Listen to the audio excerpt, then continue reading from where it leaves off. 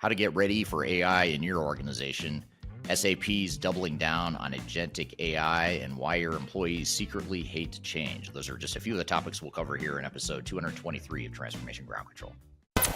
Welcome to Transformation Ground Control. Ground Control. The podcast that covers everything related to digital transformation. This podcast features technology agnostic and international discussions related to digital strategy, software selection, implementation, change management, business process optimization, and everything else you need to know to make your digital transformation project successful. Whether you're embarking on an ERP implementation, supply chain transformation, or any other business or digital transformation, this podcast is for you. Now, here's your host, Eric Kimberling. 5, 4, 3, 2, 1. Ground control is a major tom. Hello, welcome to Transformation Ground Control, the podcast that's tech agnostic and covers everything related to digital transformation, including the people, process, technology, and strategy sides of change. My name is Eric Kimberling. I'm the CEO of Third Stage Consulting. We're an independent and tech agnostic consulting firm that helps clients throughout the world with their digital and business transformations. And joining me, as always, is our co-host, Darian Chwialkowski. Darian, thanks for being here today. Yeah, thanks for having me. We've got an exciting show for you here today. We've got a lot of topics we're going to cover. First of all, we'll get into our social media questions from our audience members, and we'll answer those questions. And then we'll get into the newsworthy topics. We've got a couple of them here. One is how SAP is doubling down on agentic AI at Sapphire 2025. We'll talk about the new news behind their agentic AI efforts at SAP. And we'll also get into the other newsworthy topic will be how the U.S. and United Arab Emirates are launching an ambitious AI mega project. So we'll learn more about that as well. And then later in the show, we'll have our first guest, Khalid, who's a director of data and AI strategy at Third Stage Consulting. He's going to be on the show to talk about AI readiness and how to get your organization, your people, your processes, and your technology all ready for AI and how to get started on your AI journey if you haven't already. And then finally, later in the show, we'll talk about why your employees secretly hate change. Despite what they might tell you, despite what you think, your employees do not want to change. And we're going to talk about why that is and what you can do about it and how you can get to the bottom of that. We'll get to all that here later in today's episode. But first, before we jump into the audience questions, a couple quick reminders. This podcast is released every Wednesday. You can get new episodes. You can also see all the past episodes or watch all the past episodes at transformationgroundcontrol.com. So be sure to check that out if you'd like to see all the past episodes you might have missed. And secondly, the show is produced by Major Tom Productions and sponsored by Third Stage Consulting. So if you'd like to learn more about either organization, I've included contact information below. If you'd like to learn more about how Third Stage Consulting can help with your digital transformation journey, you can contact me. And I've included contact information if you'd like to sponsor our content through Major Tom Productions.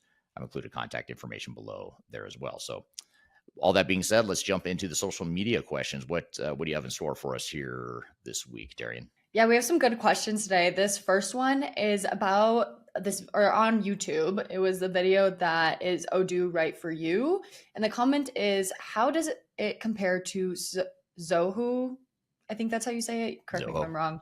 Zoho inventory, specifically for an inventory use only or inventory only use case.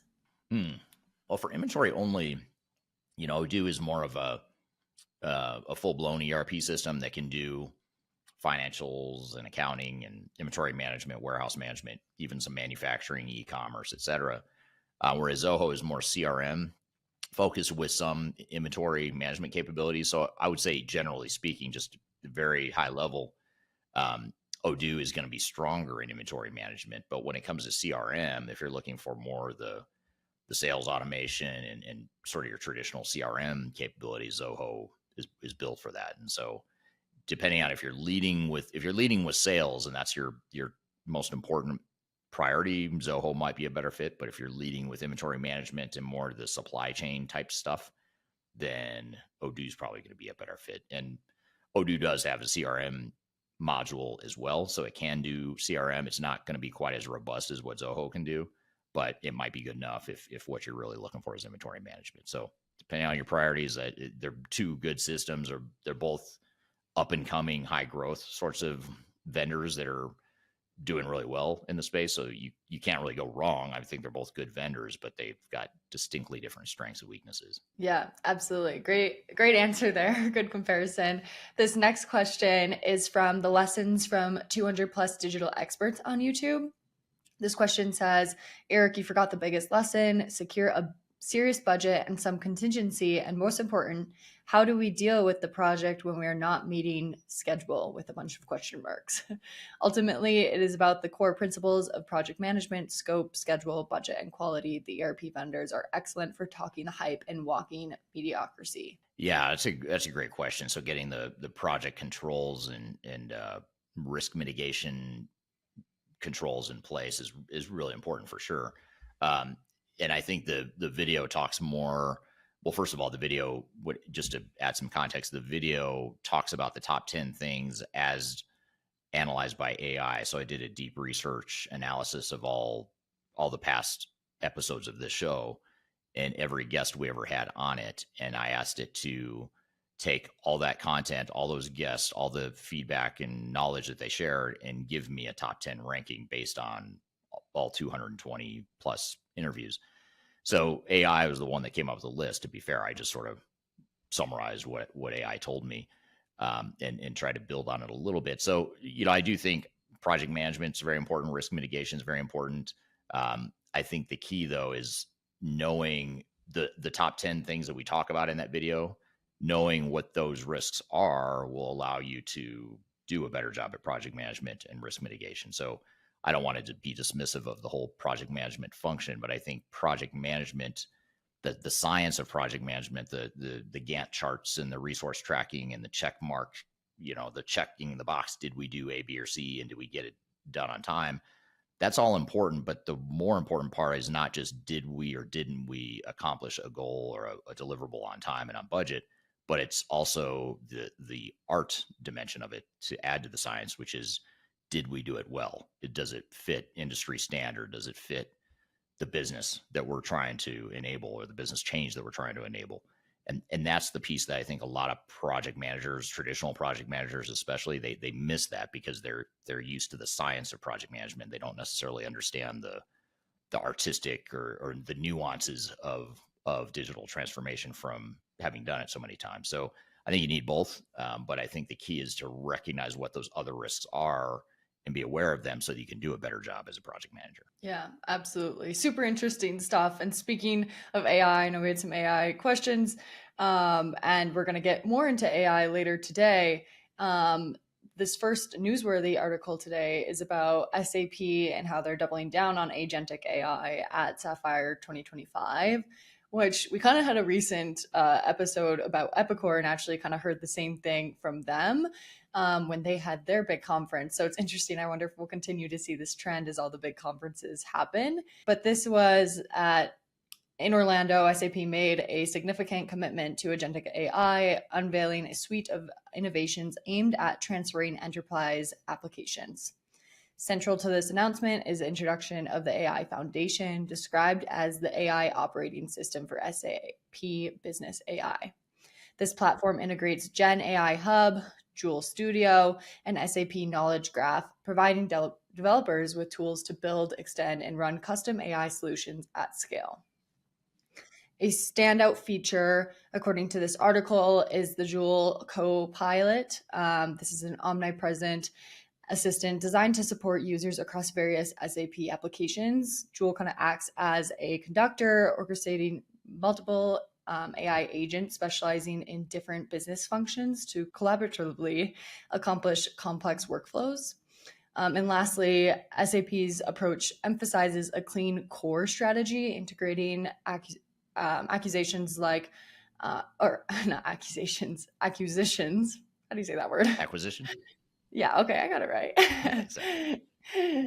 Integrating acquisitions like LenIX and WalkMe to enhance its AI ecosystem. The AI Hub, leveraging technology from LenIX, offers centralized inventory and governance for AI agents, enabling businesses to map out AI capabilities for their operations effectively. So I know that was kind of a lot, but some follow-up questions for you for this, Eric. How does SAP's AI Foundation compare to other enterprise AI platforms in terms of scalability and integration? Well, I think SAP has an advantage in the whole AI front, largely because they have so many different tools that they've acquired and developed organically over the years. But perhaps even more importantly, the fact that they have such scale with the clients that they work with. And the reason that's important for AI purposes is you look at not only the R&D dollars that SAP has at its disposal now to reinvest and to continue innovation within the AI space. That's part of it. But the other part of it is that the customers are so big with such large volumes of data that are opting into training the SAP AI models that it's just going to benefit customers across the board. Now, there's questions I have around whether or not that's a good idea for organizations to share all that information to train IP that is not theirs, but make it, you're basically training and furthering the development of AI models that SAP owns that'll allow SAP to make more money, presumably to go sell that same AI tool set to other companies. So that's a whole nother conversation for another day. But from SAP's perspective, they're at a really good spot competitively because they have access to large customers, they have access to large R&D dollars, and they've got access to large data sets from those large customers that will allow it to do AI better in the long term. And I think that's going to be interesting to watch, is how these big mega vendors like SAP and Microsoft and Oracle and some of these other big enterprise tech vendors, I'll be curious to see how they compete longer term, because they might be able to drown out some of the startups and the smaller AI providers because of their size and scale and the advantage they have with that access to data that other AI providers might not. So on one hand, AI has opened up a ton of competition, a ton of options in the marketplace. But on the other hand, it's highly fragmented right now. And I'm curious to see how it shakes out in terms of the big vendors potentially having the upper hand. I hope that doesn't happen, because I think it's good to have options. I think it's good to have less vendor lock. I think is generally a good thing. But strategically, if you're SAP, yeah, let's get in on this AI thing. Let's further lock in our customers to make switching costs higher, and it's going to be more predictable revenue and profit for them longer term. Great for their business, but I question whether or not that's really good for the industry and for the customers longer term. For sure. And that kind of answers this next question in a way too, but I'm going to kind of flip it and ask, what are some potential benefits potentially that, deploying an omnipresent AI assistant like Joule, even though they may not own the IP address and stuff, what could that benefit, different enterprise applications? You think of all the data that SAP is able to build into its AI models. Think about something like production planning for manufacturing. A manufacturer has to figure out what customer demand is going to be, or what they think it's going to be, so that then they can back up from there and figure out, what do I need to produce and buy when? And then you back up from there to figure out, what raw materials do I need to buy and when? So that planning process is really important, and it's always been a thorn in the side of a lot of manufacturers. It's just been very difficult for companies to accurately predict demand, accurately predict all the manufacturing and raw material procurement that needs to happen leading up to satisfying that demand. And there's just so many variables that are prone to inaccuracies and human biases, human errors, and things like that. So now if you're using an SAP and you've got, in their case, I think it's 30,000, or it's probably more now, but last I heard they had 30,000 of their customers had opted into training the AI models. In other words, they opted in or gave SAP permission to access the data in their systems and their instance of the software to train the SAP AI model. So if I'm a customer of SAP, now all of a sudden I've got tons of data from 30,000 or tens of thousands of other companies that are training the AI model to make it better. It's not going to be perfect, but it's probably going to be a lot better than anything I've had before. So now when I do production planning, it's considering not just my own internal data, it's considering all the data that SAP has amassed through all of its customers and all the supply chains that it works with, to give me presumably more accurate predictions on how, what customer demand is going to be, what my production planning and schedule needs to look like, things like that.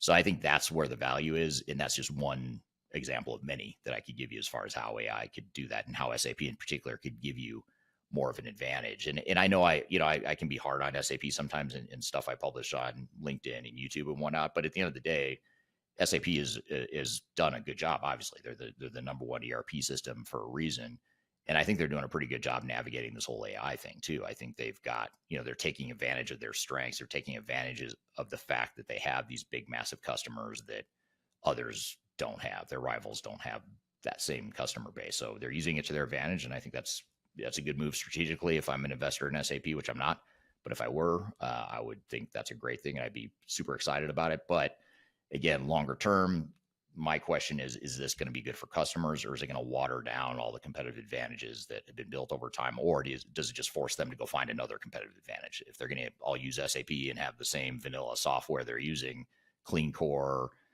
trained AI data sets, all that stuff, it sort of diminishes to some degree some of the competitive advantage that different companies might have in the same industry or across industries.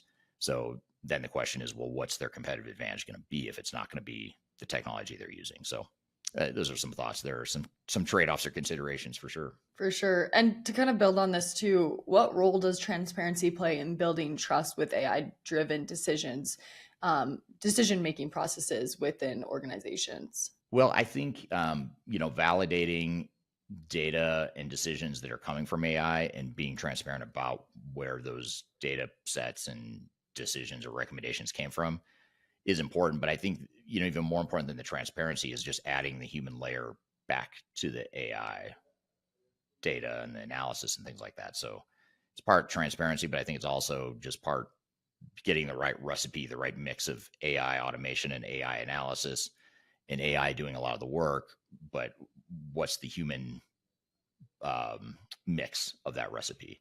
And I think that's where a lot of companies are struggling, is trying to navigate that piece of it. Yeah, that makes sense. Absolutely. Kind of switching gears away from SAP though, we're going to talk more about US and UAE and how they are launching another AI topic, I know, but they're launching this ambitious AI mega project is what they're calling it. So sounds big. Sorry? It sounds big. Yeah, it's a mega project. So So the US and United Arab Emirates have announced a collaborative effort to construct a massive AI campus in Dubai, spanning over 10 square miles. This facility is poised to become the largest AI hub outside of the US, aiming to accelerate innovation across sectors like finance, energy, and healthcare. A notable aspect of this project is UAE's access to approximately 500,000 NVIDIA H100 chips annually. These chips are critical for training advanced AI models and were previously restricted under the previous administration. The easing of the export controls marks a significant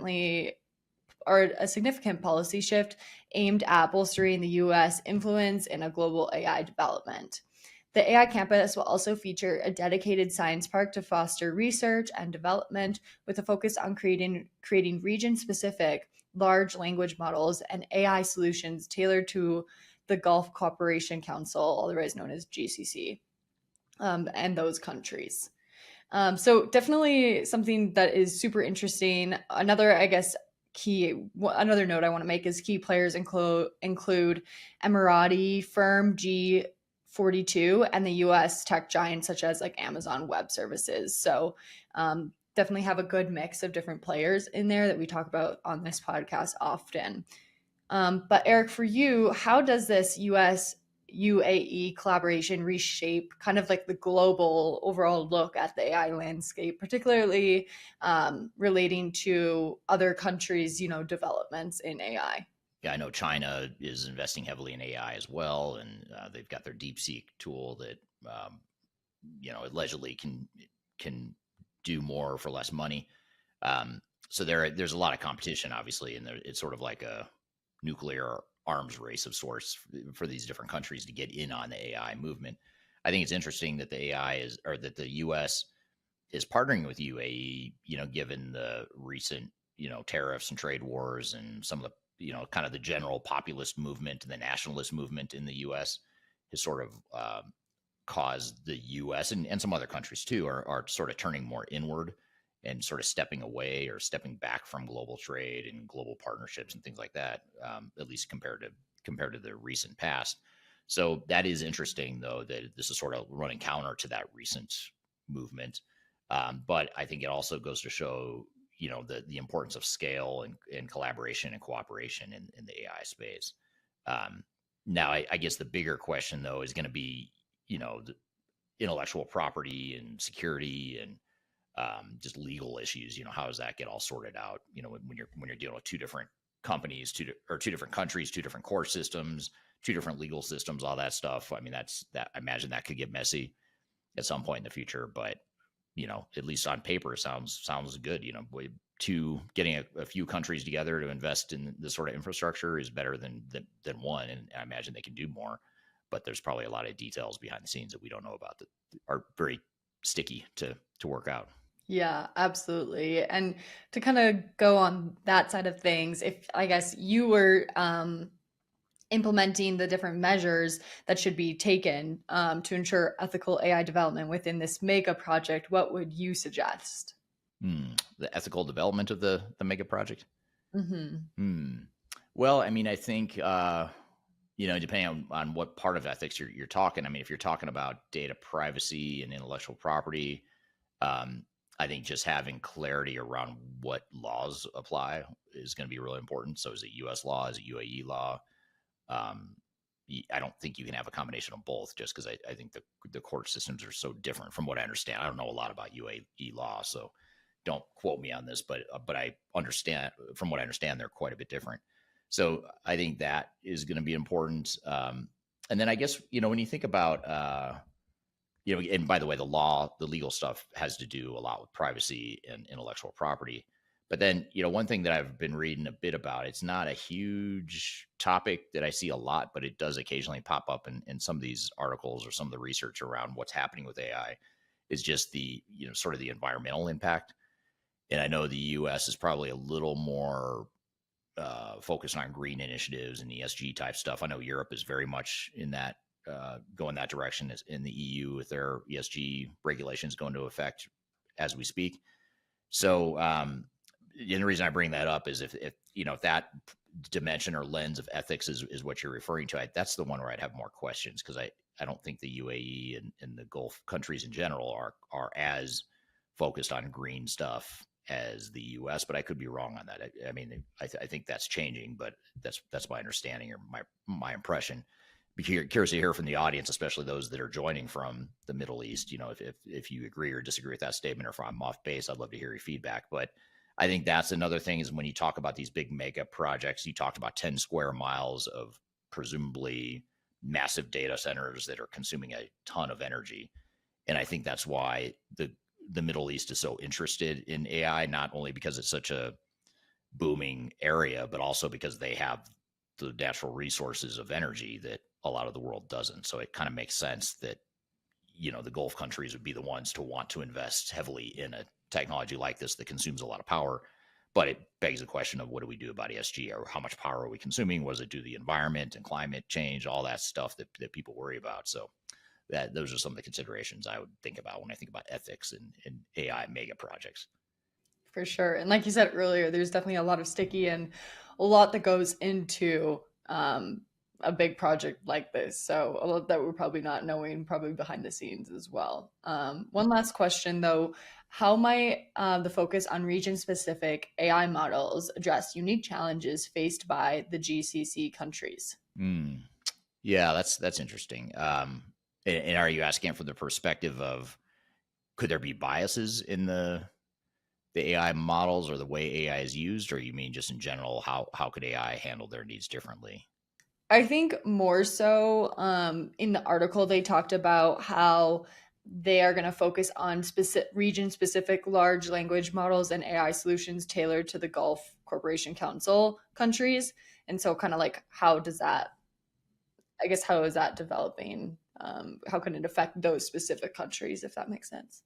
Yeah, that's interesting. And I don't know, to be honest. I'm curious to know why that is, or what they have in mind. I wonder if it's something to do with, I mean, certainly language. You've got Arabic speaking countries versus English speaking. So I could see that, just the simple fact that the AI models presumably are incorporating Arabic into the models.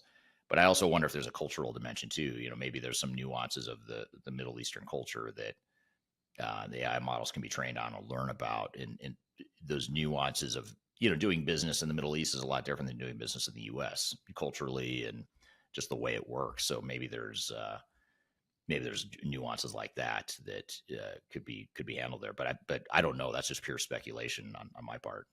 Yeah, absolutely. Well, it's super interesting though to see this AI mega project announcement, and it definitely is probably something we'll follow throughout this podcast as well as it develops. Yeah, super interesting. I will be curious to hear how that unfolds. I also be curious to hear how much that project ends up costing at the end of the day, because it sounds incredibly expensive. Yes.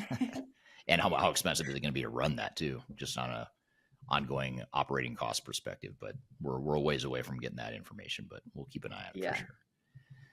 All right. Well, good. Well, thank you for those newsworthy topics, and thank you for pulling those audience questions from social media. We're going to shift gears. We're going to take a quick break. And when we come back, we're going to bring on Khalid Morris onto the show. He's a director of AI and data strategy at Third Stage Consulting. He's going to be on to talk about AI readiness and sort of that AI playbook to get started on your AI initiatives. And then later in the show, we will talk about why employees secretly hate change, regardless of what they might tell you, regardless of what you think on the surface or what you think you see. Chances are extremely high, close to 100%, that a majority of your employees do not like change, and they will not like the change that you're about to go through. So we're going to talk about why that is, and also, more importantly, what you can do about it to mitigate that risk and avoid the pitfall that goes along with that. We're going to talk about that later in the show as well. So we've got a lot more to cover. We'll be right back with more on Transformation Ground Control.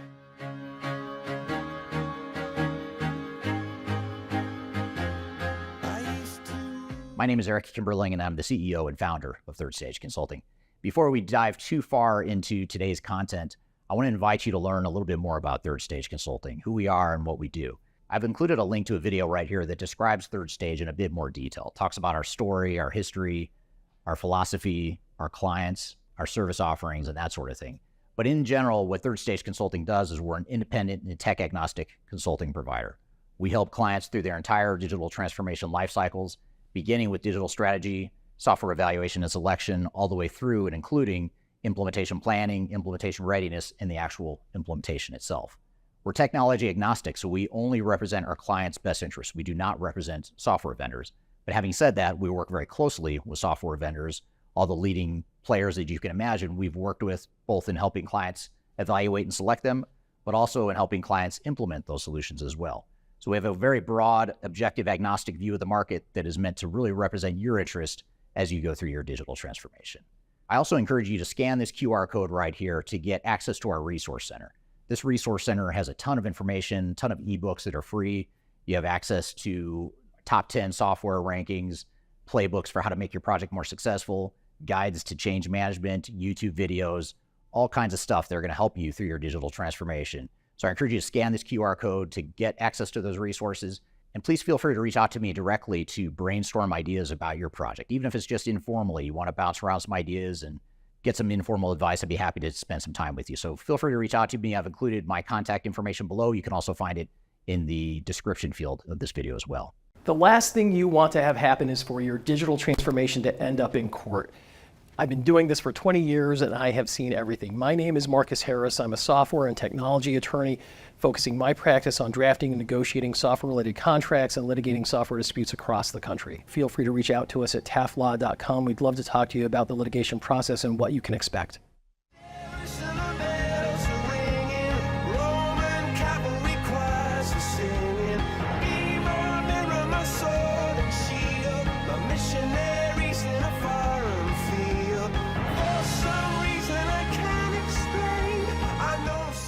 Hello, welcome back to Transformation Ground Control, episode number 223. My name is Eric Kimberling. I'm here with Darian and Chwialkowski. You can find new episodes of this show every Wednesday by going to transformationgroundcontrol.com.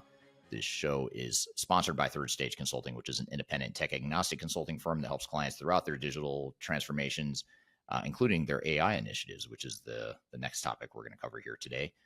which is AI readiness. How do we get ready for AI? What's the playbook to start putting together a roadmap for AI?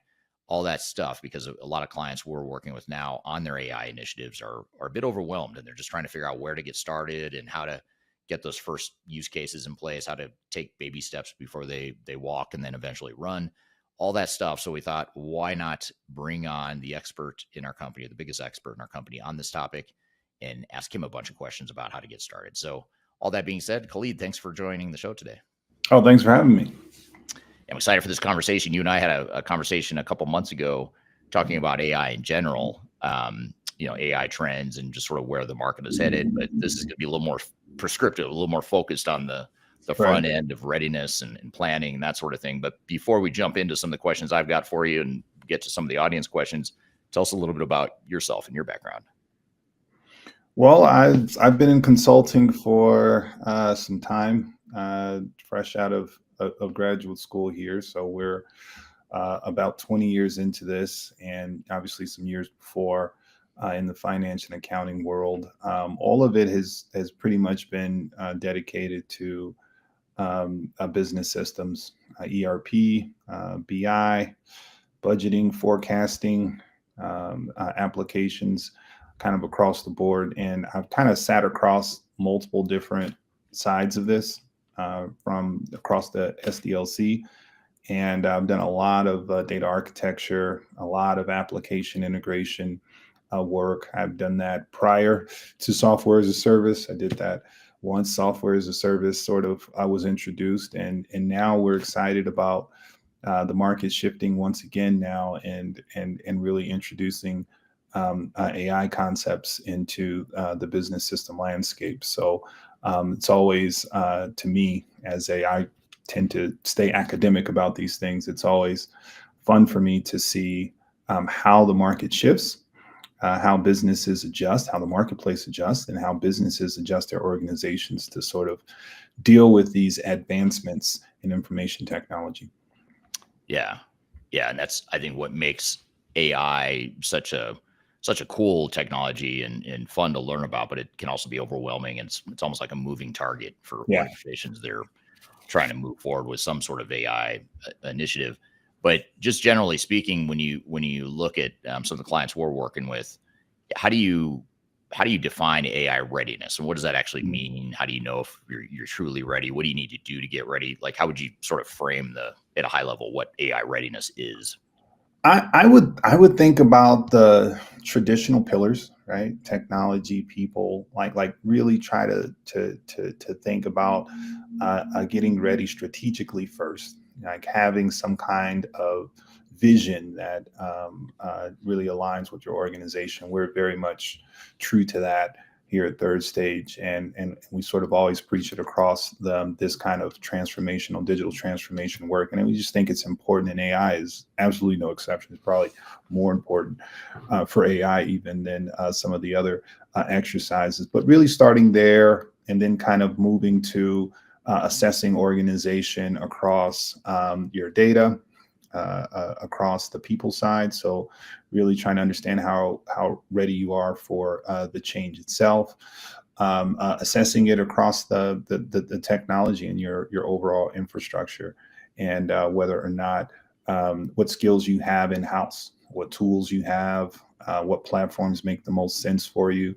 And so AI readiness is kind of that prep step to really align your organization, your technology, your people, and your processes in order to truly unravel the opportunities that AI has to present. Yeah, absolutely.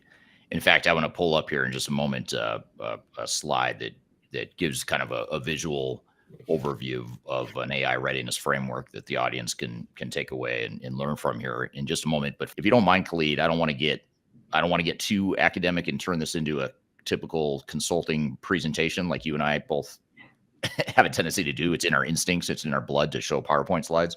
But there is a couple good slides that we have on our on a presentation that we use to talk about AI readiness. So I want to pop this up here just for a second and maybe have you walk us through what these different components are. So as you're looking at this slide here, tell us a little bit about these 5 core dimensions of AI readiness and sort of how we could apply it to organizations.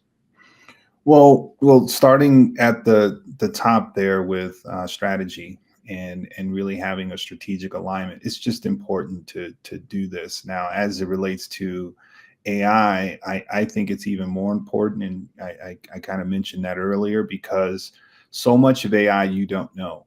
I believe you really need to stay in process with AI. We've heard from clients multiple times over, we don't know what we don't know. And oftentimes you walk into an AI exercise or trying to run down the line of what does AI mean for our organization, and it's a whiteboard scenario. You are staring at a blank canvas and you're looking around at each other like, well, what do we do next? Well, so the strategy element really gives you a framework to really align the business goals with any potential outcomes that kind of come out of that. And the more targeted you are with understanding what your objectives are, the more I think you'll get out of really carving out AI solutions that make the most sense for your organization. So from a readiness end, always important to kind of start there. I think that is a first step, really for any digital transformation project, to be honest, but certainly for AI, because you kind of have to have a come to Jesus moment with respect to how you're going to approach the overall exercise of definition for AI solutions. So starting there is basic, and then kind of moving more into a functional element. So when we're saying business process intelligence and opportunity discovery there, that's more of a functional discovery and operational assessment of sort that really allows you to carve out pain points. Now, I believe, and this is just AI is new, so we're all evolving here. The pain point part of the exercise here is more relevant for AI than even requirements. The requirements part, and the reason why I say this, typically for ERP solution, we're very requirement driven. And it makes all the sense. You kind of have broad functionality, et cetera, et cetera. Your pain points are more narrow, more acute. And AI has the ability to really dive into those targeted kind of pain points. You can really have a much more narrow conversation as it relates to the solutions that you're trying to develop, as well as the problems that you're trying to solve. So really, from a functional perspective, it's very important that you have your finger on the pain in your organization, and where you really would like to really find some high impact, big value gains from an AI solutioning kind of perspective. So it's a normal exercise in terms of functional discovery, but I think you go about it a little bit differently to really outline and target and have a tight list of your overall pain points. And then from there, data is a critical element for any digital transformation project. AI is pretty flexible around data, and you can, but it's important for you as an organization to really have an approach for how you're going to manage it. Is this going to be a centralized exercise where you're going to migrate things into kind of a centralized repository that sort of allows AI to kind of have a center that they can kind of pull and learn and grow and develop from? Or is your data all over the place, and it's going to be all over the place, and it's always going to be all over the place? Like, that's a strategy too. AI can be a solution for that kind of exercise too.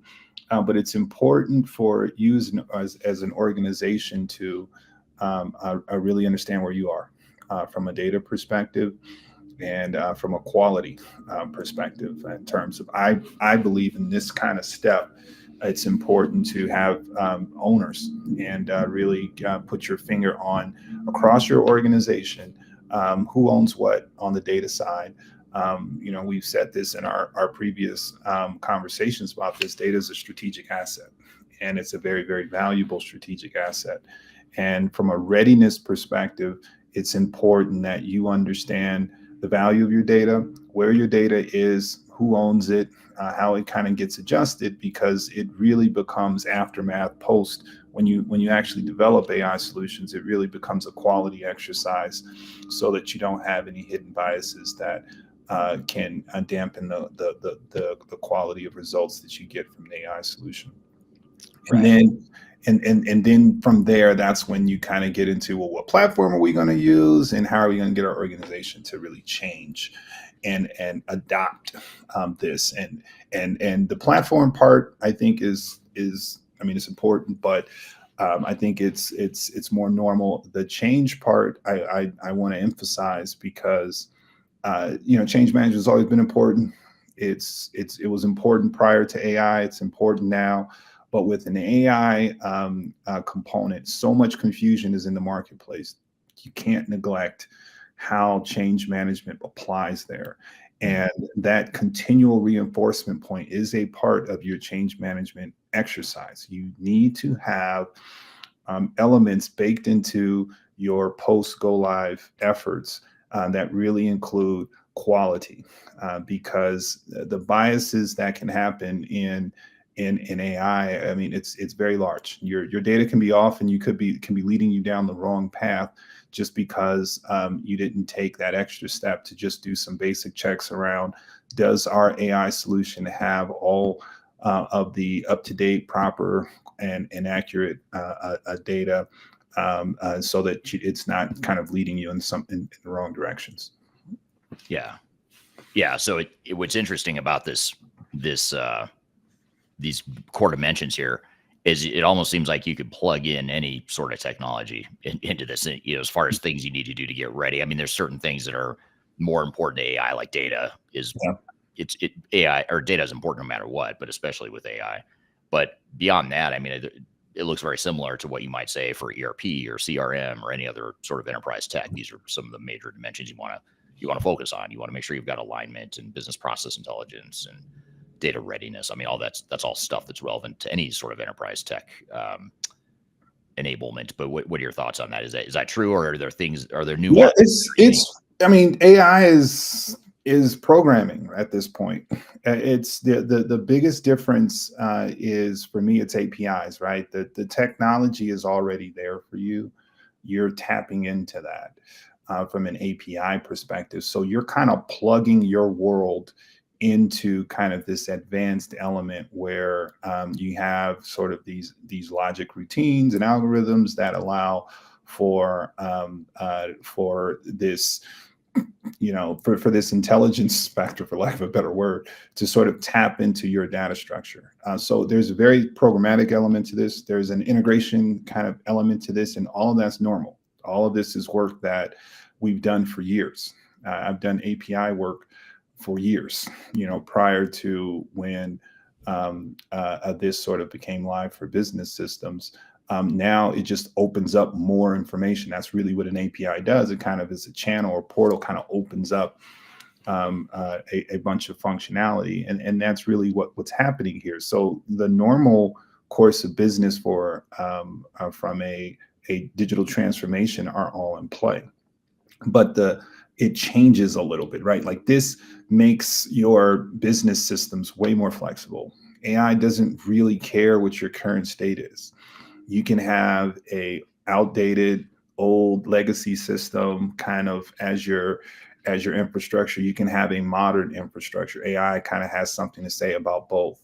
You can have data silos. You can have a centralized location. AI can kind of fit with kind of both. So because it's so fluid, I think it's just more important for you as an organization to kind of just take the time to say, like, how does this thing look for us over the next couple of years?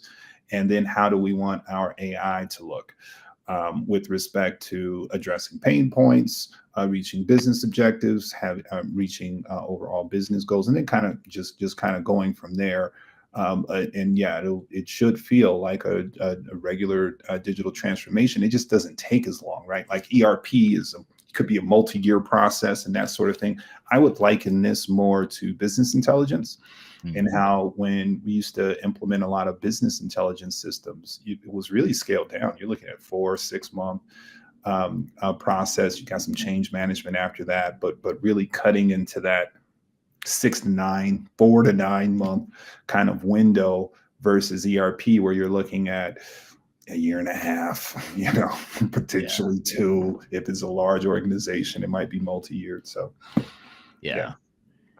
Now, what about you talk about in this presentation that you've put together for our clients, and you've actually written a book on this stuff too. You have a book out on Amazon, which I should have mentioned that up front. That tell us a little bit about the book before I forget.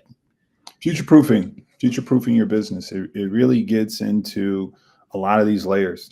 It gets into AI readiness. It really gets into data and data silos and how to sort of manage it as a strategic exercise, and really kind of getting the preparatory components of like, how do I prepare my organization for this AI revolution so that you really can maximize the overall benefit there. Yeah. So check that out on Amazon. You can find, if you look up Khalid Morris, Future Proof, you'll find his book there. It's called Future Proofing Your Business with AI. Yeah, Future Proofing Your Business with AI. So, but getting back to the question I was going to ask you on this though, but one of the things you talk about in some of the thought leadership that you've published and that we use with our clients is that you should, prioritize AI use cases. To find some examples or some use cases of how you might actually use AI in your organization. And there's, organizations we work with, there's just countless, almost like endless ways you could be using AI. And obviously you're not going to boil the ocean. You're not just going to, overnight implement a bunch of AI agents and suddenly, you eliminate a bunch of headcount and tomorrow you're super efficient and you have no humans doing any of the work anymore. It's all AI. That's obviously not going to happen, but they're not going to happen in the short term. But what do you do to prioritize, or how do you recommend organizations prioritize and find those use cases that are of the highest value? Well, I think you kind of shed some light, because this is a huge space. I mean, I don't know that we can put our arms around some of the limits here. We're still understanding how it impacts organizations and some of these use cases and value, et cetera, et cetera. Here, we try to narrow this down into a few basic categories. So our categories are insight generation, process optimization, risk management, experience, and strategic kind of enablement. Those are some basic parameters just to try to narrow down. We can go further. I mean, we can go down the line. Those are just some basic ones that we try to narrow our use cases into, to try to have a more targeted conversation about what use cases make sense across kind of those parameters. But use cases to me is the goal, like trying to kind of get to a space where you can ultimately convert those pain points, the issues that you're having, into use cases that have value for your organization.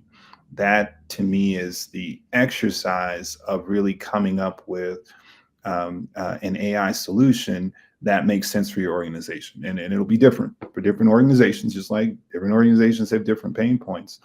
But as I mentioned earlier, AI is targeted. It's not this broad functionality that, you buy some software and it just hits all these different lanes and it's telling you we have these features, whether you need them or whether you don't need them. AI, it should be very narrow to, we're doing this because we have this, it's solving a problem within your organization and maybe even the marketplace, maybe a behavior.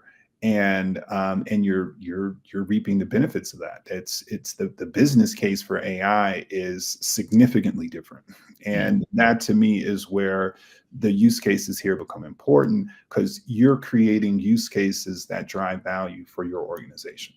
And the frustrating part about this, I think, for organizations, when you try to have this conversation with them, is they don't know what their use cases are. So they're like, so what use cases are those? I'm like, well, you tell me, and it becomes a what comes first conversation. But when you go through the process of it, then you start to see what a classic example is in insights. If you think about it from an insight generation perspective, something as simple as forecasting.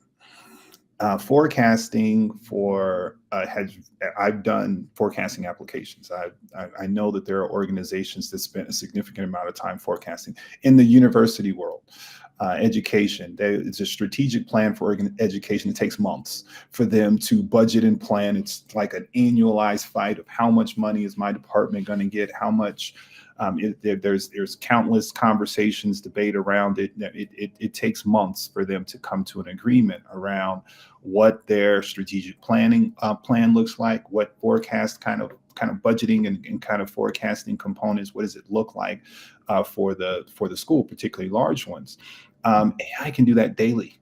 I mean, AI can create forecast on a daily basis with or without you, right? And so and I'm not suggesting that you allow it to kind of do it without you. I'm saying that it significantly cuts the time down. So that exercise that you put in forecasting, whether it's as complex as what a university would do, or maybe it's a quarterly exercise. There's plenty of organizations that kind of have a more detailed quarterly exercise around forecasting. Like, you can do that in 50% of the time, 75% of the time, and still have the same kind of desired results because you're utilizing things like AI, right? Some organizations may not use that at all. Some organizations, that might be everything for them, right? So those use cases of where AI kind of becomes significant varies from organization to organization, and that organization has to do the work either with consulting or just kind of sitting down by themselves. They have to kind of do the work to ultimately get to a set of use cases that make AI of value for that organization. And the fun part for me, and this is kind of touches what we talked about last time, is you're not just buying a system here, you're creating IP that you own for your organization. So I encourage all organizations to think about how we own our own AP. Like, what does our AI look like, and how much of that do we own in terms of our own intellectual property? Yeah, and that's a great point. And one thing that makes AI different that I think is exciting, but it can also create challenges or additional challenges for organizations, is the fact that unlike ERP and CRM, HCM, some of these commercial off-the-shelf systems that are very mature, they've been around for a long time, those systems, when you deploy them, you're not really creating a distinct competitive advantage. You're sort of, you're automating, yes, you're becoming more efficient, but you're not really changing your business model. You're not totally rethinking, a new way of doing business, because you're going to end up doing things the way anyone else who uses that same product is going to do things. But AI is different because there's some creativity there. There's some, additional opportunities or ways you could use established technology like AI, but use it in a very distinctly competitive or different sort of way, which I think that's exciting. But back to your first point on your readiness framework, you have to have that strategic alignment and a vision. Absolutely. What do you want? Like, 'cause you could automate everything in your business, but some of it's not really going to add that much value.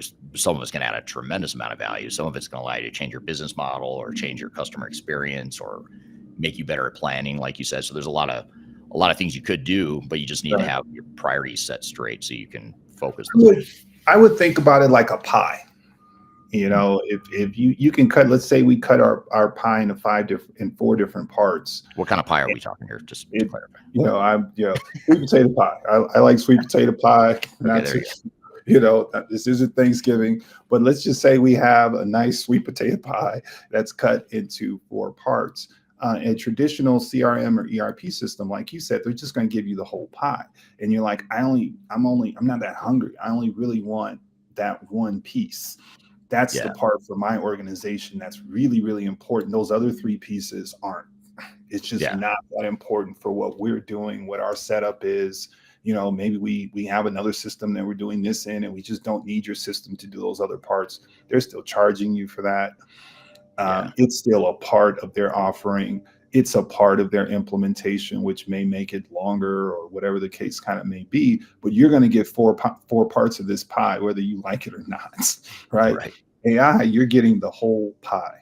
Like you're getting one target. That's why the pain point conversation is important here, because it's very targeted to AI solution should address a specific problem, if not a few problems in your organization. And when it addresses that problem, it's almost like custom programming, right? Even though it's more API driven, so it's more unlocking than it is more programming, but it's like a custom solution to a problem within your organization. And that's why, to your point, from a business value perspective, it's sort of sky's the limits, because it's like we're dealing with the parts of this story that we need, and it's cost effective. It's not as expensive because I'm not buying a bunch of stuff that I don't need.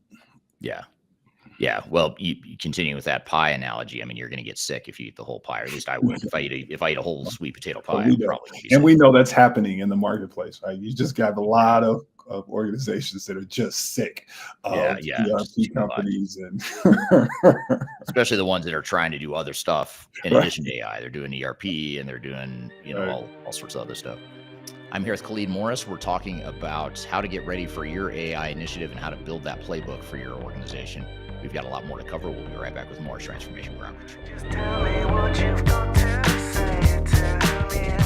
I've been waiting for so long to hear the truth. If you are involved in any sort of digital transformation or business change initiative, you will want to download the Digital Transformation Report. With its comprehensive overview of business and technology trends and best practices, this report is a must-have guide for any transformation project or executive team. Download this free report by visiting Third Stage Consulting at thirdstage-consulting.com. You can also visit our website to learn more about us or download independent reports, videos, and other best practices. Again, visit thirdstage-consulting.com today to learn how you can take your transformation to the third stage of success. I want to invite you to join me and other thought leaders in the digital transformation space to Stratosphere 2025. It's an annual conference we've hosted now for 7 years in a row. It's a great event. It's live in Denver, Colorado, but we're also offering it virtually via hybrid tickets. And we're going to have a lot of different speakers here, including myself as a keynote, as well as others that you may know from the industry. And this is a perfect conference if you're interested in any sort of digital transformation, including ERP and CRM and HCM. And actually, the theme for this year's session is AI and how AI is affecting all different types of digital transformation. But in addition to AI, we'll also talk about the fundamentals of digital transformation, including program management, evaluating the right software, digital strategy, change management, process improvement, all the things you need to know to make your project successful. It's also a great way to network and learn from others. So just being part of a community that is also like-minded and going through the same things you are, that's another value. And you can join, like I said, remotely, in person, and you can also buy VIP tickets if you'd like more exclusive access to me and others from the Third Stage team and other speakers that are going to be there. So I hope to see you soon. Check out my discount code below for discounted tickets. You can go to stratosphere2025.com for more information, including the full agenda, and I hope to see you there. Are you looking for ways to promote your product or service to enterprise technology decision makers and influencers throughout the world, like the ones who listen to this podcast? Major Tom Productions creates media, events, and influencer marketing for B2B technology providers. Our productions are exciting, educational, disruptive, and effective. Most importantly, they create results. Our content is unlike any other in this industry, engaging, influential, and trusted by technology buyers and influencers throughout the world. Each month, our productions reach hundreds of thousands of targeted buyers and decision makers who trust and engage with our honest and tech-agnostic content. With long-tail viral results and engagement with our content, Major Tom Productions provides a way to reach your target market and create awareness, calls to action, and a connection with potential customers. So collaborate with us today. Learn how we can feature your product or service on podcasts such as Transformation Ground Control, Journey to S4HANA, and Journey to Dynamics 365. We can also feature your brand on our YouTube channel called Digital Transformation with Eric Kimberling, which boasts over 100,000 subscribers and over 2 million video views per year. You can also participate in our in-person events, including our Digital Stratosphere Conference. Contact us today to learn more. We can tailor a marketing campaign that works for you. We look forward to helping more people learn more about and become engaged with your brand.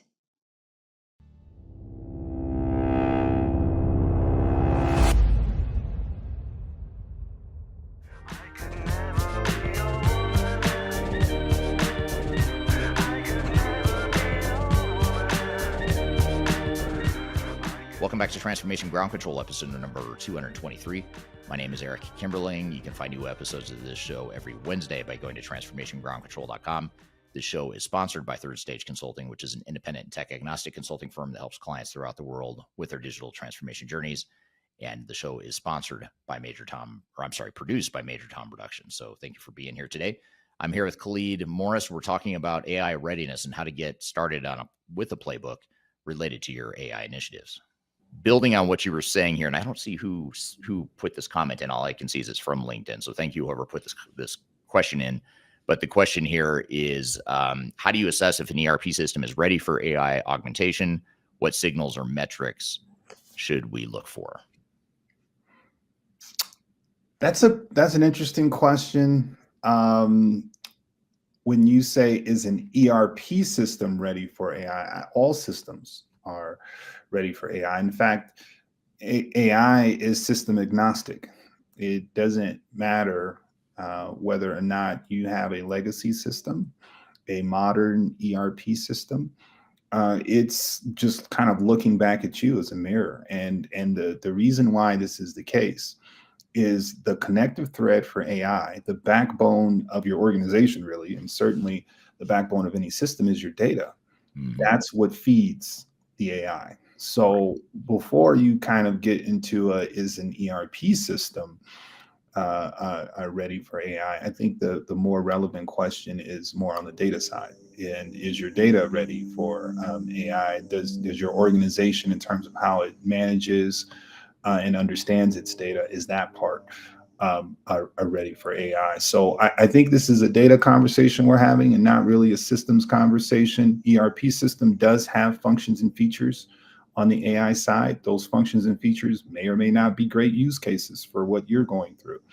But AI, you can develop your own, and it can certainly use the data that's in an ERP system. It can use the data that's outside of your ERP system. It can use external data. You can feed AI data from the internet, seasonal data, weather information. When you kind of get into logistics and that sort of thing, right? It can kind of give you predictive scheduling around where your shortages are going to be just based on seasonality. I mean, it's that level of complex, but it's all based on data.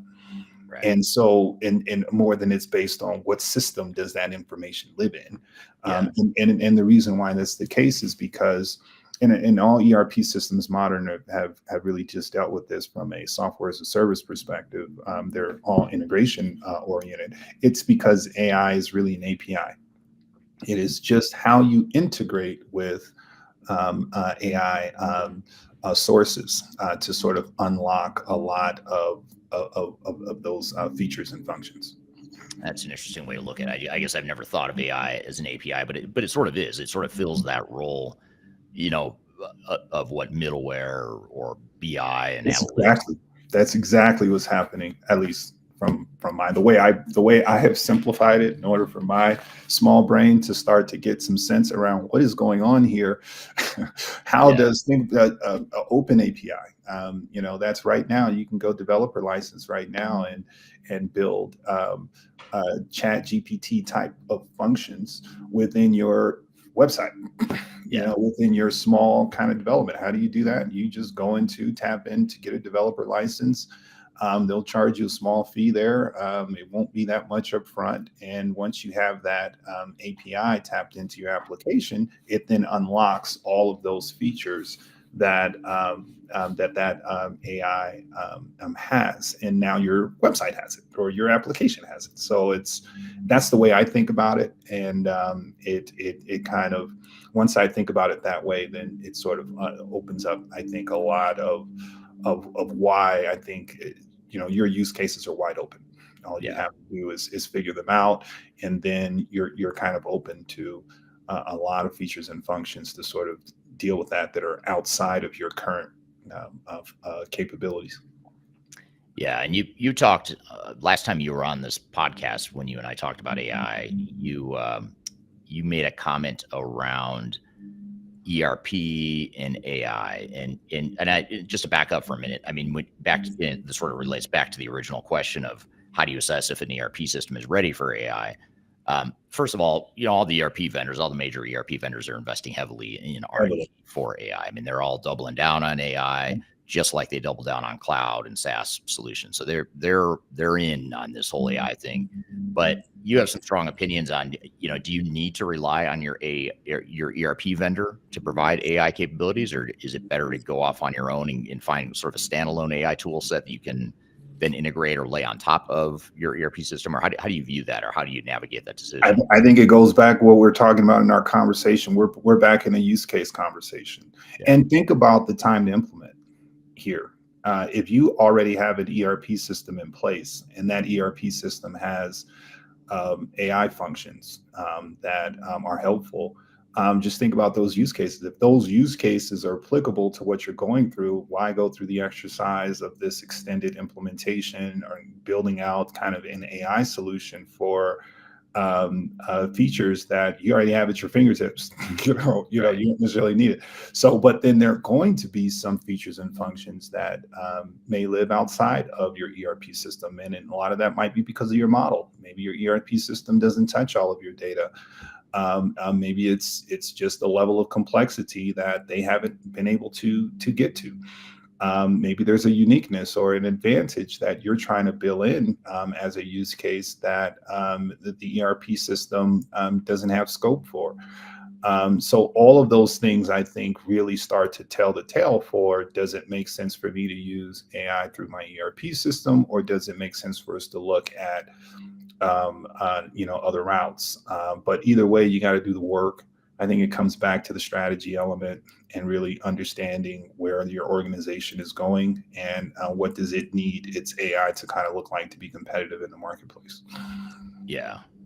And the other piece of that too, that's sort of an intangible consideration, is how much more do you want to add to the whole vendor lock risk? Vendor lock being, if you're using SAP, Oracle, Microsoft, one of these big enterprise-wide systems, you're sort of stuck with that system, for lack of a better word, for better, for worse. No matter how that system evolves or how your business evolves, it's hard to switch, especially in a cloud environment. It's a lot harder to switch ERP systems now in this post-cloud and SaaS world that we're in. Yeah. But with AI, if you also rely on your ERP vendor to provide AI capabilities, now you're just adding to that risk of lock, and now the vendor has a lot of control over you and a lot of leverage over raising subscription costs, and that's a whole other thing. AI agents can actually drive up your ERP costs very significantly. If you deploy 100 AI agents or hundreds of them, that's adding to your user count and your subscription cost.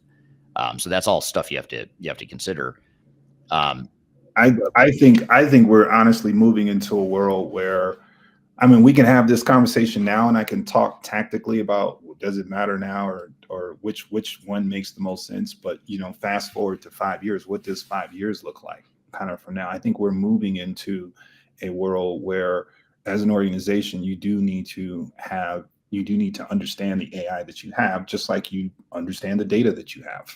Right. You have X SaaS sort of data spaces. Maybe you have Azure, AWS, and you kind of hold some data in a cloud repository somewhere. I think we're going to get into a space where you kind of have to answer those kinds of questions for your own AI, and it gets into IP and what do you own for your AI model. Doesn't mean you won't use ERP AI features or others, but I think it'll still come back to, what is your organization doing on the AI front, because all of your competitors will most likely be doing different things on the AI front. So that mix, I don't know what that mix is. We don't know what that is. Even as internally in our own organization, we're dealing with the same dynamics that everyone else is dealing with. But those are questions that I think organizations are going to just have to answer for themselves to kind of really continue to be viable, not just this year, but 5 years from now, 10 years from now. Yeah. I've got a follow-up question from the audience about small and mid-sized companies that I'm going to get to in just a moment. But first, I want to invite the audience, if you're interested in this AI topic, which I assume you are if you're watching this stream or this interview, I want to invite you to download our Guide to AI.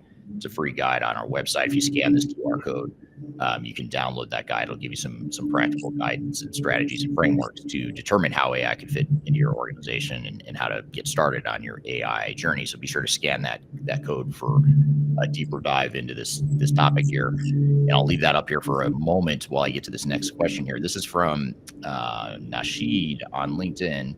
Nasheed says, how can AI help in small and medium segments for ERP? So the small and mid-market companies, is AI a big company thing, or AI being used at small and mid-sized companies? I actually did not have this thought a few months ago.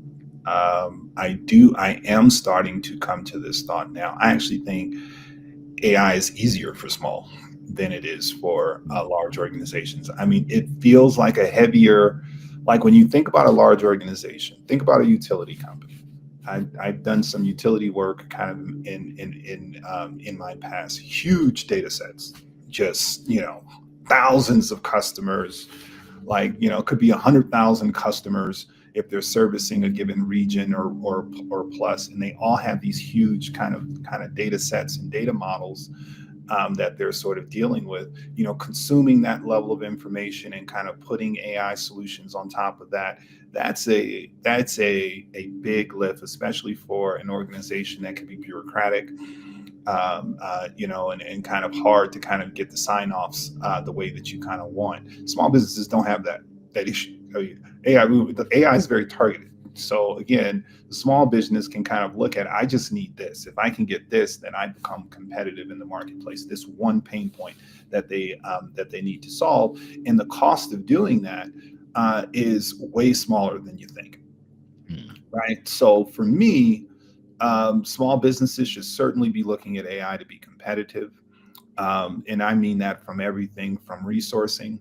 You have a lot of bots now that starts to sort of do things. You don't need a robot. You don't have to build a robot in order to have some functionality. You might just need to build a workflow to sort of really manage some of your sales traffic.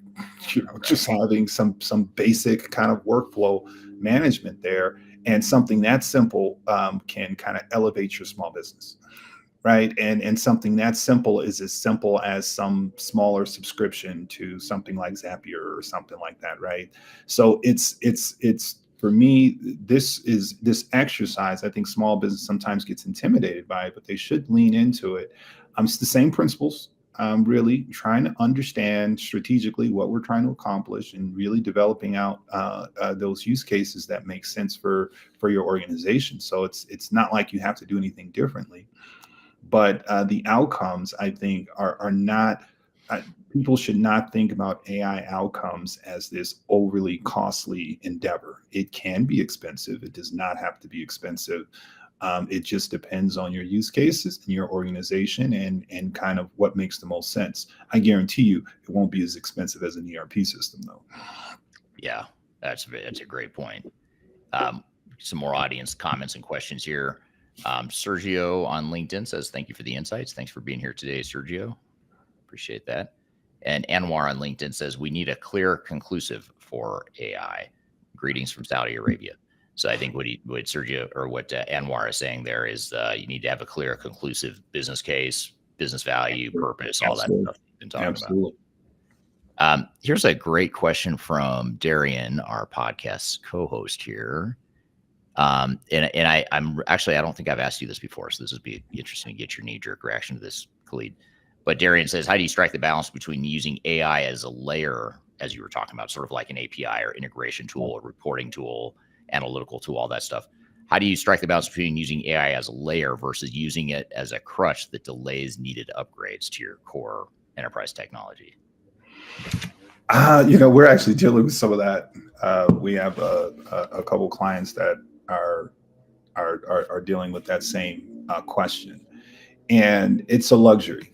But I would think about it as in software development, there's this principle. It's called separation of concerns. At least historically, that has sort of been the way, certainly the way I learned it, where you want to separate things out in your architecture so that you can replace it, right? So like the data layer, you want to have that separated from your logic layer, because if I change the data, I don't want to have to rebuild the whole application.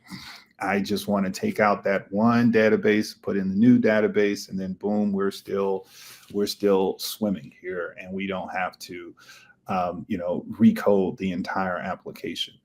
I view AI as an additional layer. I do. I think that we're looking at a situation where it's kind of another dimension there to that architectural structure in terms of concerns, where you have to kind of have an AI layer that you can kind of take in and take out. So with that, each of those layers, I think you have that question, like, how are you managing, like, what does this layer look like? Does this layer need to be upgraded? Does the next, like you kind of have that same question, I think, in good governance. You kind of have that question across each layer, and you have to answer it across each. But you can have an older legacy architecture that's in place that from a current state, yes, it's a risk. Yes, you need to change it. Yes, you have zero plans of doing that right now. Right. For whatever reason, my organizationally can't get aligned. It's a problem. You don't have the budget for switching out, your DOS system. It's fine. AI can still get put as a layer right on top of that. So we're living in that kind of world where you can have advancement on top of kind of outdated models underneath it. And it's different. It's not really best practice, right? You still have risk in your model that you need to deal with. But yes, you can handle the conversations and reasons around each of those layers with a segmented AI layer. So I personally see this as a segmented layer, which kind of allows you to kind of have separate conversations across. But there are obviously instances where it's integrated. I mean, ERP systems, those features and functions are integrated. So it just depends on the organization and how they function. I'm just an advocate for those layers. Yeah. Very interesting. Another comment here on LinkedIn. Rakith says, "Is this a recorded one?" It's being recorded, but it's actually happening live right now. So thanks for clarifying that and making us prove to you that this is a live session. Here's an interesting question from Jason on YouTube. Jason says, "Is digital transformation going to be total AI transformation in the near future?" So do you think digital AI and digital transformation are kind of not the new norm, but is AI going to be what drives digital transformation in the future?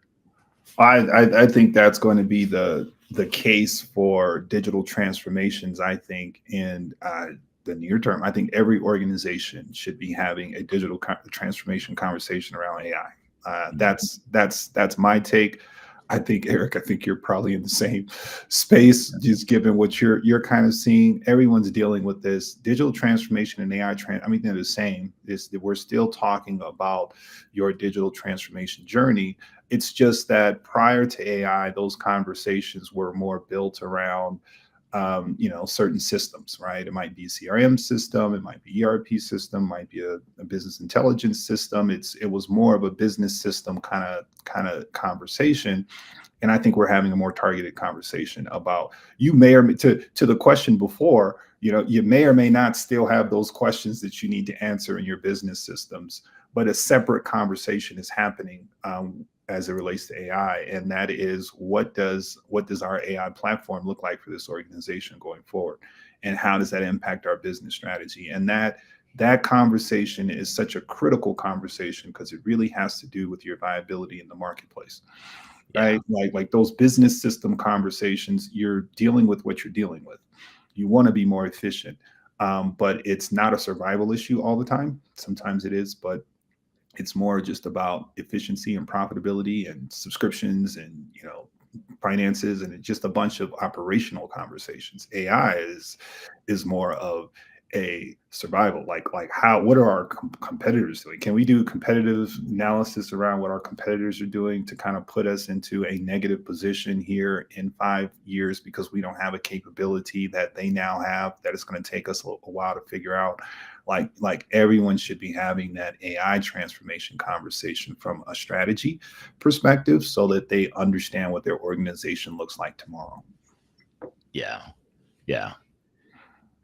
Sergio on LinkedIn says, thank you for the insights. Thank you for that feedback. Here's another question. This is from Daniel on YouTube.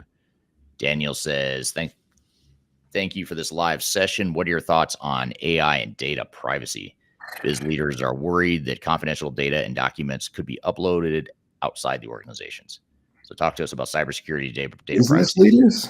How about Europe? How about governments? How about, I mean, our country and US isn't really dealing with it, but Europe certainly is. And certain states are kind of really trying to deal with what the security model looks like for artificial intelligence. And I think this is an evolving thing. I think that we'll find these things out as we go. When you're new into the marketplace, just think about when the internet became new, and when that hit around the mid 90s, everyone was scrambling and trying to figure things out. Technically you could have, if you own www.coke.com, Coke was trying to figure out, well, I should be able to sue you, right? Because like, how can you own Coke's URL? Because I bought it on the domain registry. So it's like, well, what was that classified as? They didn't know at that time. Now we have those things fleshed out pretty well, and we understand what is. And it's the same to me with AI. We're fleshing out things in real time. So everyone is struggling with what privacy looks like in this particular world. And I don't blame them. I think we learn as we go. I think that you create privacy and security kind of mandates in your organization. I think your data governance model needs to be tight. We're advocates for owning your own IP for that reason. When you pass everything over to a software as a service, I think there's some basic questions in terms of my data versus another organization's data and what we sign off to in our agreements with respect to data, who owns it, because you should always own your data. Like I said, it's the strategic asset. I mean, we have I've said this before, but Facebook is a multi-billion-dollar organization specifically because it owns a lot of data, and so I understand the data privacy question. The more concerned that you are about that, I think it pushes you more into a world where you control your AI, and you control you put guardrails around your data and your AI so that you have protections in place. But in real time, we're all trying to figure it out. Yeah, absolutely. Yep, we are indeed. And the comment here from Jason, appreciate the insights. Khalid was having the same thought. So you answered one of his questions earlier, and he's thanking you for that. Before I ask you this kind of closing question, Khalid, I want to share with the audience again our guide to AI. If you're interested in AI, you want to read more about it, do some research, just get a deeper understanding, go ahead and download the guide to AI. You can scan the QR code on the screen in front of you, or if you don't have the ability to scan it right now, or if you're listening to the audio only version of this podcast, we'll include a link in the show notes or the description field below. So be sure to check that out. But I'll leave that QR code up for the rest of the episode for you to scan in the meantime. But just to sort of bring this all full circle, to give us some practical next steps and guidance. Let's say I'm a business leader. I'm interested in AI. I don't know where to get started. I mean, what are 2 or 3 tips or steps I could take to get going now? Well, if depending on what kind of business or what kind of organization you have. We're always open and willing from a consultancy perspective to kind of help. And I do think that you will have to build partners into your exercise, especially if it's a large organization at some level, right? So I think it's a real having that internal view of what kind of conversations we need to kind of have. Obviously, here at Third Stage, we can help with some of those conversations. So that's an option, is picking up the phone and kind of calling someone like us to kind of potentially help. If you want some internal steps, it starts with really having that internal conversation at the executive level to kind of talk strategy, to kind of say, what do we have a plan in place? And it could be frank, it could be honest, because to be honest, most of the answers to this is no, we don't.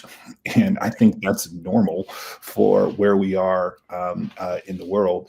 And as you're starting to kind of have that conversation of no, we don't, you start to try to put in place, like, what do we need our AI to kind of look like to meet our business objectives? I think it's 2 tracks. It's certainly the frame that we're carving out with respect to really getting to some tight use cases that and can have some value and kind of can be applied to some of your pain points or business issues.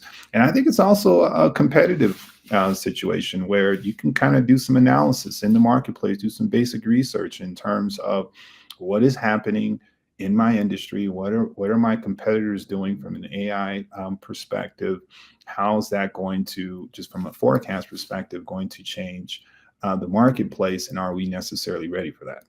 I think that's a 2-track conversation that you can have as a business leader to start to kind of get in front of what this looks like for you. And I would do that kind of in a hurry. I mean, not in a we're going to be out of business tomorrow perspective, but having a healthy level of impatience around how this impacts your organization here over the next few years. And I say that because just think about the last few months and what kind of gains and change has happened. I think about this year and last year, where we were sitting here in May and what I was thinking about last May as it relates to this very topic.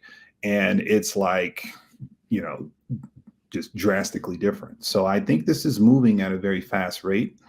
And as a result of that, I think you want to get in front of it more so in a hurry versus not. And you may not have all the details down of what you're going to do, but just having a plan in place, just understanding kind of where your organization is going with it can go a long way. In comparison to not, aimlessly deploying technology, just cool. And then turning around and then saying, when did that happen? Like why is this happening to me? Yeah. How is that ever a good idea? It's because we didn't think through it. It's not. Ignorance is not blitz. Right. Exactly. All right. Thank you again, Khalid. Great conversation. And thank you to the audience for the really good questions and comments. That conversation went a lot of different directions I wasn't expecting, which is what makes the audience engagement so fun. Got a lot we want to cover based on that conversation. So we're going to take a quick break, and when we come back, we'll debrief on some of what we just talked about with Khalid. And then we're also going to talk about why employees hate change. Whether you know it or not, whether you like it or not, they do hate change. So what can you do about it? We're going to talk about all that here when we come back from a quick break. We'll be right back with more Transformation Ground Control. Things you wanna feel, I'll give you anything to feel it coming. Do you wake up on your own? I wonder I'm excited to announce the release of our 2025 Digital Transformation Report. It's available now on the Third Stage Consulting website, www.thirdstage-consulting.com. This report gives you an unbiased, technology-agnostic insight to help you optimize your organization's projects for success. Get your copy today using the QR code in front of me or on our website. Are you looking for ways to promote your product or service to enterprise technology decision makers and influencers throughout the world, like the ones who listen to this podcast? Major Tom Productions creates media, events, and influencer marketing for B2B technology providers.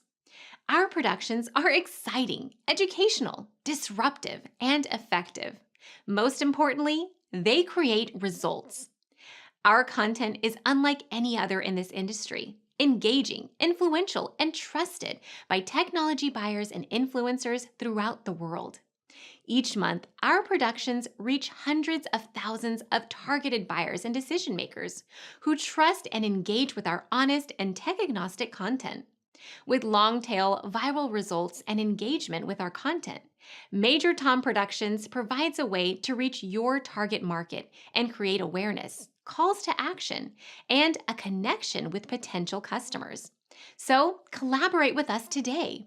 Learn how we can feature your product or service on podcasts such as Transformation Ground Control, Journey to S/4HANA, and Journey to Dynamics 365. We can also feature your brand on our YouTube channel called Digital Transformation with Eric Kimberling, which boasts over 100,000 subscribers and over 2 million video views per year. You can also participate in our in-person events, including our Digital Stratosphere Conference. Contact us today to learn more. We can tailor a marketing campaign that works for you. We look forward to helping more people learn more about and become engaged with your brand.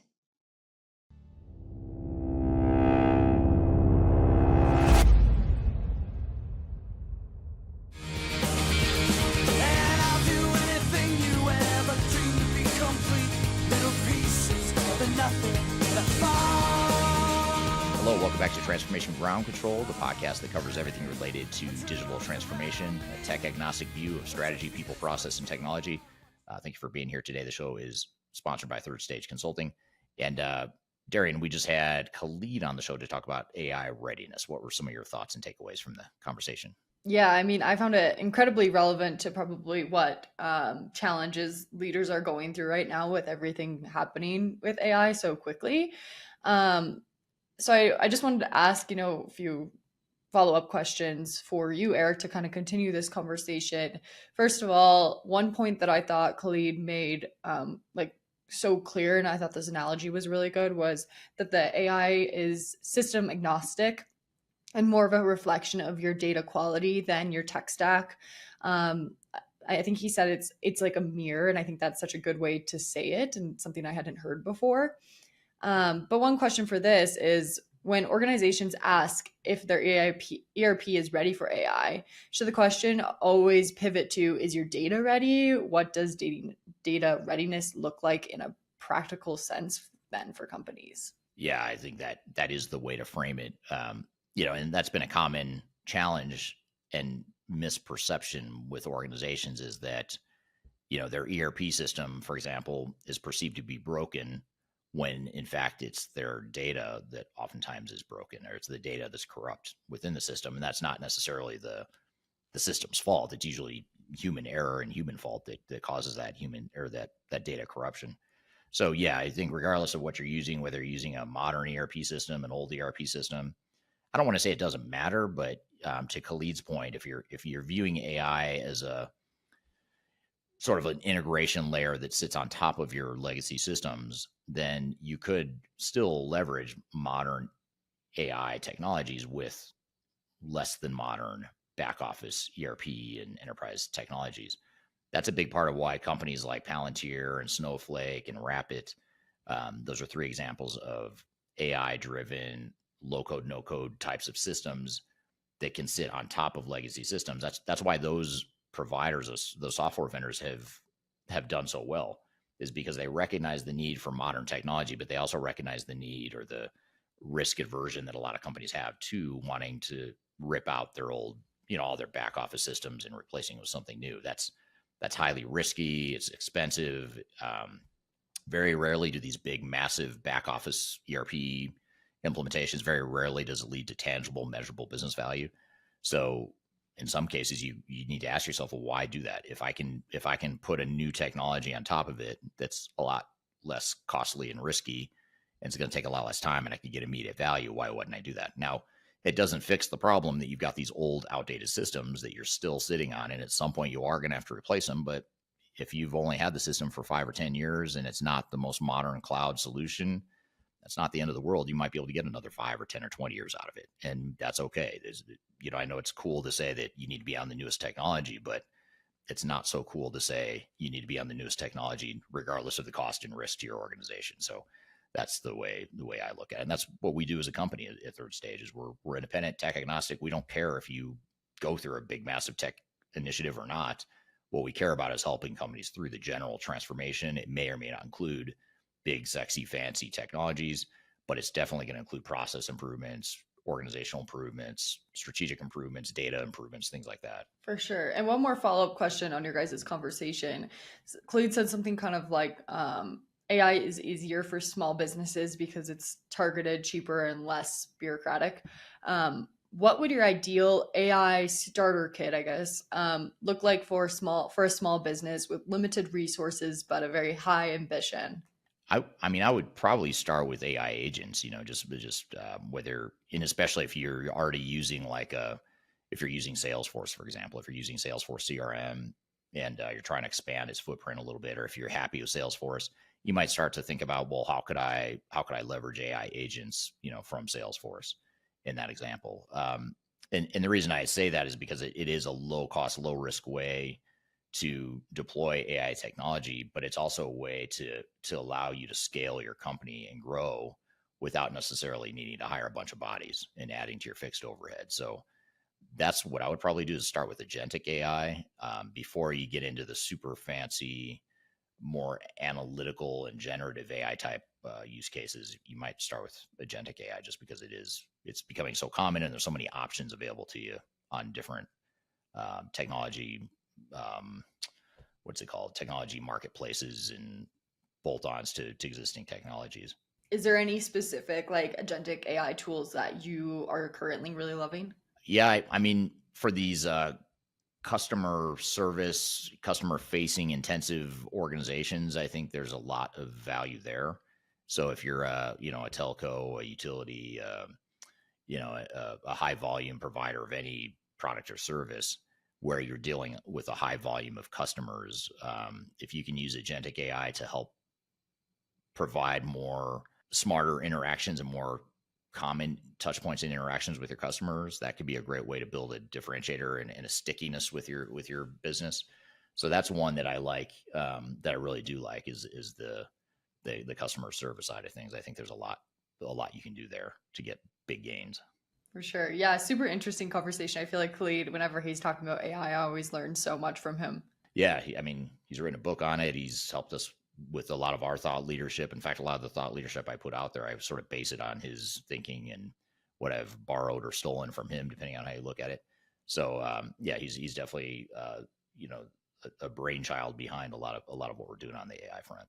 Yeah, for sure. Super great conversation though, but I'm excited to get into this next kind of segment, our first non-AI kind of topic of the day. I know, finally, we get away from technology. Now we can talk about people, the people side of transformation. Yeah, we're going to play you this video clip where it's from my YouTube channel. It's where I talk about this common myth that executives especially have. I think the higher up you are in an organization, the more likely you are to fall into this trap. And that trap is the belief that your people are excited about change now and will continue to be excited about change, and they will continue to support the change longer term. What typically happens with clients we work with is, on the surface, yes, they're excited. Yes, they understand the vision for why we need to change. They don't like the old systems. They look forward to new technologies. It's easier to use, all that stuff. So on the surface, yes, they're excited. But once you start peeling back the layers of the onion of what that change is going to entail and how it's going to affect people's jobs and how it's going to automate certain things, it's going to disrupt people's jobs. It could be for the better long term, but in the short term, it's going to be disruptive. It's going to be painful. It's going to be difficult. That's where people start to turn, and they don't turn in a way that's going to be obvious sabotaging of a project. That's actually the least of your worries. In fact, you'd almost be better off if they were trying to sabotage the project, because you could see it a lot easier. The harder part is the stuff under the surface. It's more subtle. It's the fear-based stuff. It's not because they're ill-willed or they have bad intentions. It's because they're afraid and they're confused about what is really happening or going to happen. So I'm going to play you this clip, and I'll talk about that a little bit more, about why employees fear change, why they don't like it, and they inherently are going to resist it, no matter how good intention they are. And so the reason we want to play the video is not only so you understand that dynamic, but more importantly, so you can understand how you can assess and dig into that and understand it and measure it, so that you can proactively anticipate it, so that ultimately you can come up with a change strategy that addresses it before it becomes a problem. So we're going to share all that with you here in this clip, and then we'll come back and talk about it. Before we dive too far into what people are typically feeling when they go through a digital transformation, it helps to first understand this basic truth in that most employees don't intentionally resist change. Now, a lot of organizations we talk to might think that they're intentionally resisting change, but what's really important to understand is that most employee resistance comes from a good place. It comes from the fact that they care. They want the business to be better. They want to be successful. They want to feel valued in the organization. And so on the surface, yes, they might be excited, and they probably are when you first start a project. But what happens inevitably throughout a digital transformation is what starts off as excitement and morale quickly drops off once they start to feel the pressure and start to feel the realities of how things are changing. So most resistance is unintentional. Yes, you might have a couple people, a small handful of people on your team that are just flat out trying to sabotage the project because they really don't want to change and they don't want to see you be successful. That's a whole nother conversation, and the change strategy you employ with those people are going to look a little bit different. But I'm talking about the 98, 99% of people within your organization. They probably mean well. They're not bad people. They're not trying to disrupt anything, but their fears, their uncertainties, and their doubts are what cause that unintentional resistance. And that's what I want to get to through the rest of this video.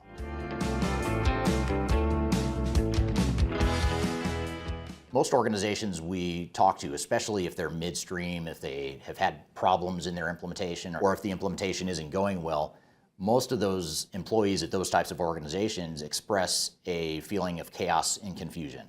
And even for organizations that are managing their projects pretty well otherwise, they've got a clear strategy, they've got clear business processes, they pick the right tools and technologies for their transformation. Even in those cases, employees feel a certain amount of chaos and confusion. And that chaos and confusion is another form of unintentional resistance. So what typically starts off as excitement for a project quickly turns to low morale once the chaos and confusion enter the picture. And chaos and confusion comes from a lack of clarity. So if we don't have clarity around what our business processes are going to look like, how people's jobs are going to look like, how we're going to automate people's jobs and what they're going to do with that time that they free up, that's all chaos and confusion. That's all stuff that's going to scare people, and it's going to lead them to resist the change. No matter how good these people are, and no matter how much they want to help the organization, they're inevitably going to start pushing back or resisting the project and resisting some of the changes that are coming down the pike. Imagine if I came to you and said, hey, guess what? We've got a brand new tool. It's going to make your job a lot easier. It's going to automate up to 60% of what you do every day. And on the surface, I'm excited as a leader because I'm thinking about the money I can save and how much more efficient you're going to be. But you are probably going to be a little scared by that, thinking, okay, that sounds cool, but what am I going to do with that 60% of the time that you're automating? Are you going to keep me? Are you going to get rid of me? Are you going to get rid of some of my peers? Inevitably, we start thinking about the worst case scenario, and we start questioning our own perceived value to the organization. Suddenly, this becomes more about cool new technology and less about me or you as a person, and that perceived value is something that's really important to most employees. Another thing to be aware of is if you have anyone in your organization, and I think most of you can probably relate to this, but if you have anyone in your organization that has been around for a long time and has powered through despite broken processes and broken tools, they've used heroics to overcome the lack of tools and support that they've had. They've used pure heroics and talent to overcome those challenges to still do their job really well. Think about the perceived value that's going to go away, or the threat I'm going to feel if now you tell me technology is going to come in and take away those heroics, those things that I did to power through and to basically force myself to be successful and force us to be successful despite not having a great tool set to start with. Now suddenly what I value and take pride in my heroics now becomes somewhat of a liability. So now I'm afraid, and so what I've got to do as a leader is I've got to paint a picture for you of what we're going to do with that 60% of your time that we might be automating. But I also have to talk about how important you are and how important you combined with new technology is going to be. And I have to paint a picture of what that looks like. So back to my previous point about wanting to minimize chaos and confusion, this is another way we can minimize chaos and confusion while at the same time making sure that people still feel their value and are still perceived to be useful to the organization and to the leadership team.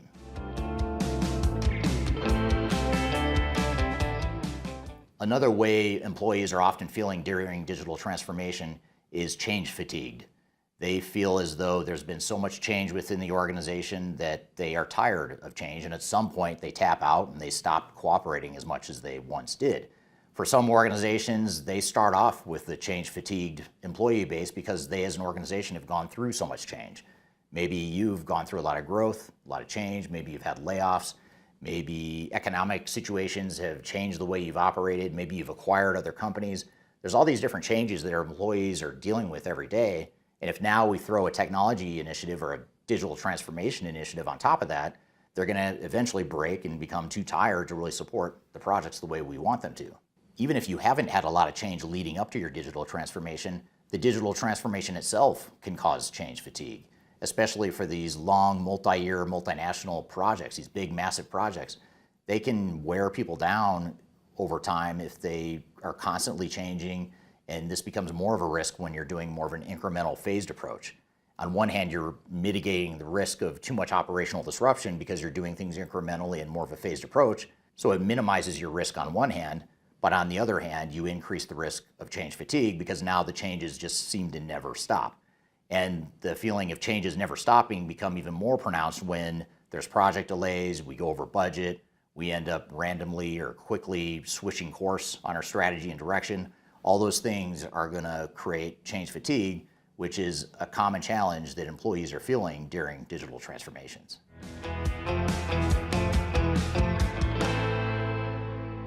So what do we do about all this stuff? If our employees are concerned and they have these fears and doubts and uncertainties, what do we do about it? Well, the first thing we can do is define an organizational readiness approach where we assess the organization. We take a pulse or a temperature on the organization. And when we're helping our clients through this process, we'll use both a quantitative tool set and a qualitative tool set to analyze the culture, the areas of resistance, and the different temperatures at different parts of the organization so that we have almost a heat map of the organization to see what's red and more likely to cause resistance and what's green and what's more likely to be open to the change and what's somewhere in the middle, a yellow status. So that heat map really allows us to visualize and see where the resistance is coming from based on proven and repeatable, quantifiable, and qualitative tools that we use. Once we have that organizational assessment in place, now we can take those results and create a change strategy that's very prescriptive and surgical and focused on you as an organization and some of the results of that readiness assessment. So this is where we can create that change strategy to make sure that people feel better about this project and that they aren't tired and they're not scared and they're not resisting change. Instead, they're becoming part of the problem, part of the solution, and they're excited once again to move forward with the project, and they're excited for the possibilities of this digital transformation. So that was the clip from my YouTube channel where I talk about why employees hate change, and they don't always make it obvious. In fact, they usually don't make it obvious. It's usually invisible to the average person, especially the executives in the organizations. So what were some of your thoughts from seeing that video, Darian? Yeah, I think that the video pointed out something that maybe a lot of people or a lot of executives don't want to confront, which is that, their people just simply may not be ready. And I think one thing that stuck with me the most is that oftentimes resistance can be unintentional because it's not like those are bad employees, but usually maybe executives haven't painted the full picture for them. And so how can you paint the full picture to kind of get more people on board and, get rid of that resistance? Yeah, I mean, I think the sooner you can be clear about what the impacts are, then the better, because that resistance will come out. And I sometimes refer to it as the freak out moments. People are going to freak out once they realize, like, oh, wow, you're going to take away, the spreadsheet or this tool that I've become so comfortable with. I'm the only one that knows how to use it. And now you're telling me it's going to go away. So I'm going to have that freak out moment and you need to let me have it, so it's not a matter of necessarily avoiding it altogether. It's a matter of bringing it to the surface because it's below the tip of the iceberg. You got to bring it to the surface and deal with it head on, and it'll eventually go away. But the problem is most organizations don't see it until they get like to end user classroom training, for example. That's like the worst time to experience that is you're couple of weeks before go live, you're doing your final end user training to show them how to use the new tools and systems. and then they freak out because they're just now hearing for the first time that something major is changing in their job. And really, training should be not an afterthought, but it should be sort of a capstone to an ongoing change management journey. It should not be the only activity in your change plan. If you're relying on training to solve your problems, then you've severely underestimated change management. So you need to get all those freak out moments, all the clarity, all that stuff needs to happen way before end user training, so that by the time you get to end user training, there's no real surprises. I already know my job's changing. I know how it's changing. I know what my new role and responsibility is going to be. Now I just need to understand better how to do that within a new technology stack. For sure. And one last kind of question here.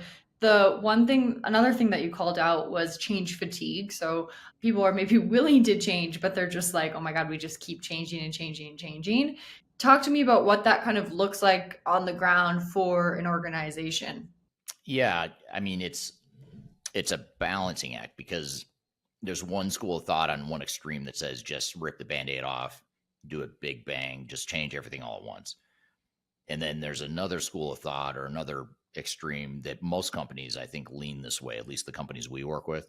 They lean the other way, the other extreme, which is, well, let's do more incremental change to mitigate risk and to kind of ease into these changes.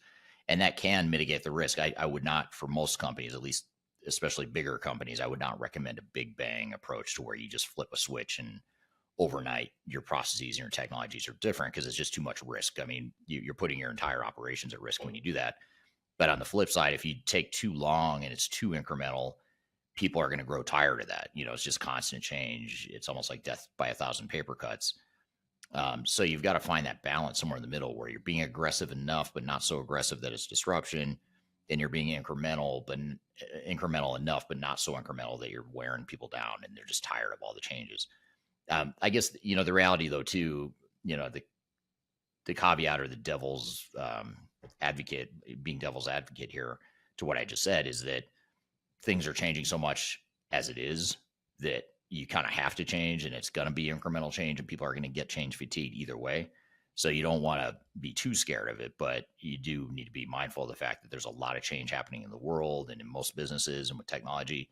Now, when you throw on a digital transformation on top of that, that's just adding to changes that they're already experiencing.